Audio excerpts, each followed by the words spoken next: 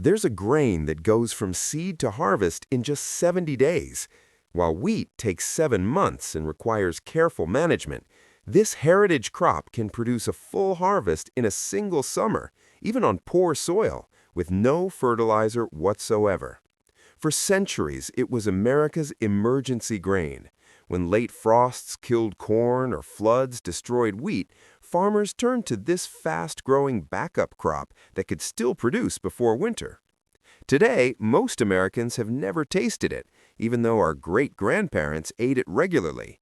It fed Russian peasants as kasha, sustained Japanese mountain communities as soba, and saved countless American homesteads from hunger. I'm talking about buckwheat, and despite its name, it's not actually wheat at all. Welcome to Golden Vault Garden, where we explore the heritage crops and forgotten farming wisdom that deserve a place in modern gardens. If you're interested in heritage grains and time-tested growing methods, subscribe to Golden Vault Garden. We post videos every week on crops and techniques like this. Why buckwheat was the emergency grain? Picture a farmer in 1850. Maybe a late frost killed his corn in June. Maybe flooding rotted his wheat in July. Either way, by midsummer, he's missed the planting window for his main grain crops. Winter is coming, and his family is looking at a very lean year. So he reaches for a bag of strange, triangular black seeds, buckwheat. He scatters them on the field in late summer, August even, and then something remarkable happens. In 3 days, they sprout. In 30 days, they're flowering, and before the first hard freeze in October, he's harvesting a complete grain crop. This wasn't theoretical. This actually happened on farms across America, Russia, Poland, Japan, anywhere the growing season was short or unpredictable. Buckwheat was agricultural insurance. It gave farmers a second chance when everything else failed. Compare that 70-day timeline to wheat at 7 months or corn at 5 months. Buckwheat accomplishes in 10 weeks what wheat needs most of a year to do. And it didn't need good soil. Rocky ground, acidic conditions, marginal land where nothing else would grow. Buckwheat didn't care. It thrived where other grains struggled. By the early 1900s, America was growing over 1 million acres of buckwheat annually. Then something changed, and it nearly disappeared. What happened to buckwheat? The mid-20th century brought the Green Revolution. Synthetic fertilizers, hybrid seeds, mechanization. Agriculture transformed almost overnight. Scientists discovered that pumping wheat and corn full of synthetic nitrogen made them grow faster and produce more grain per acre. Farms that adopted these methods could dramatically increase their yields. But when farmers tried the same approach with buckwheat, it backfired. Instead of producing more grain, buckwheat grew these tall, weak, waterlogged stems that couldn't support their own weight. At the first wind or rainstorm, entire fields would collapse and rot. Farmers call this lodging. Turns out, buckwheat evolved over thousands of years in lean, rocky Asian soils. It's adapted to be efficient, not excessive. When you give it too much nitrogen, it basically grows itself to death. This made buckwheat incompatible with modern farming. Farmers couldn't use the same fertilizer programs or equipment they used for wheat, so they stopped planting it. American buckwheat acreage dropped from over 1 million acres in 1918 to just 50,000 by the 1960s. Today, it's under 10,000 acres. We didn't abandon buckwheat because it failed.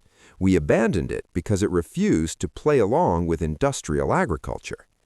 If this history is new to you, hit that like button and share it with a fellow gardener. This knowledge deserves to be remembered. Why buckwheat matters. Here's the thing. Despite its name, buckwheat isn't related to wheat at all. It's actually related to rhubarb. That means it's naturally gluten-free, which matters if you're sensitive to wheat proteins. But the benefits go beyond what it doesn't contain. Buckwheat is genuinely nutritious.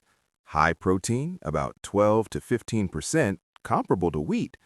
It contains all the essential amino acids, making it a complete protein. And it's rich in minerals, particularly magnesium and manganese. It also contains something called rutin, sometimes called vitamin P. Rutin strengthens blood vessel walls and has been studied for cardiovascular benefits. This isn't superfood hype, it's just a legitimately nutritious grain. Now, what buckwheat does for your garden is equally impressive. Those roots secrete mild organic acids that dissolve mineral phosphorus locked in soil particles. This makes phosphorus available not just to the buckwheat, but to whatever you plant next. It actually improves soil while it grows. It's also incredible for weed suppression. Buckwheat grows so fast and dense that it shades out competing weeds within weeks. You don't need herbicides. The buckwheat does the work. And the flowers are exceptional for pollinators. The white blooms produce abundant nectar, and honeybees make a dark, strongly flavored honey from buckwheat that's prized by people who know what they're tasting. So buckwheat serves multiple purposes: food, soil improver, weed control, pollinator support, all in 70 days. One important caution. Before we talk about growing it, there's one safety thing you need to know. Fresh buckwheat plants, the green stems and leaves, contain a compound called phagopyrin. It's a photosensitizing agent, which means it reacts to UV light. This is mainly a concern for livestock. Cattle or sheep grazing on fresh buckwheat can develop phagopyrism. Basically, their skin becomes sensitive to sunlight, and they get what looks like a severe sunburn. For humans, the concern comes from a recent trend of eating buckwheat sprouts and microgreens in salads. While the risk is low, eating large amounts of fresh, young buckwheat greens could potentially cause the same photosensitivity. Here's the good news. Phagopyrin is only in the fresh green plant material. The mature seeds, the buckwheat groats we actually eat, contain essentially none. They're completely safe. So the rule is simple. Grow buckwheat for the grain, not the greens. Let it mature fully, harvest the dark brown seeds, and you'll have zero safety concerns. This isn't a reason to avoid buckwheat, it's just information you need to handle it properly, like knowing not to eat green potatoes or raw kidney beans. Now let's talk about actually growing it. Growing buckwheat is remarkably easy. This is genuinely one of the easiest grains you can grow. Timing. Plant after your last spring frost. But unlike most grains, you can also plant buckwheat in mid to late summer. Many gardeners plant it in July or even early August and still get a fall harvest. That's the 70-day advantage. Soil. Here's where it gets even easier. Buckwheat needs almost no preparation. It'll grow in poor, acidic soil where wheat would fail. No fertilizer needed. In fact, fertilizer often does more harm than good with buckwheat.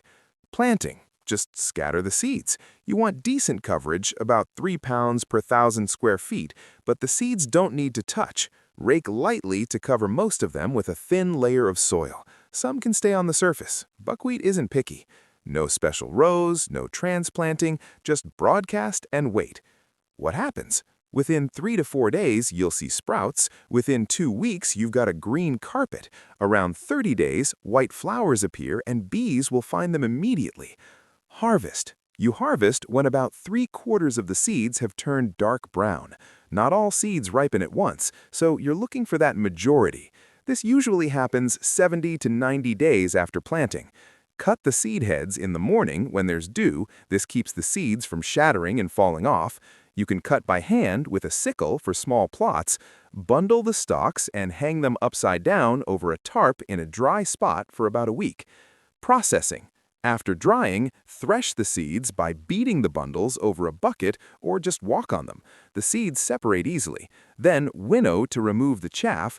Pour seeds from one container to another outdoors on a breezy day. The light chaff blows away. The heavy seeds drop into your container. Unlike wheat, which needs specialized equipment, buckwheat can be processed entirely by hand, using techniques that haven't changed in centuries. If you're planning to try growing buckwheat this season, drop a comment and let me know. I'd love to hear about your experience. Once you've got your buckwheat processed, you have a few options. Whole groats. You can cook them just like rice. They've got this nutty, earthy flavor and cook in about 15 minutes. This is traditional Russian kasha. Buckwheat cooked until tender, served as a side dish or breakfast porridge. Really hearty, really filling. Flour. Grind the groats in a grain mill or even a good blender. Buckwheat flour has a strong, distinctive taste that works beautifully in pancakes, crepes, and traditional Japanese soba noodles.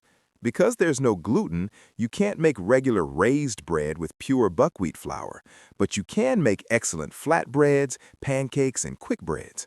A lot of bakers mix buckwheat with wheat flour to get that unique flavor while keeping some structure. Storage.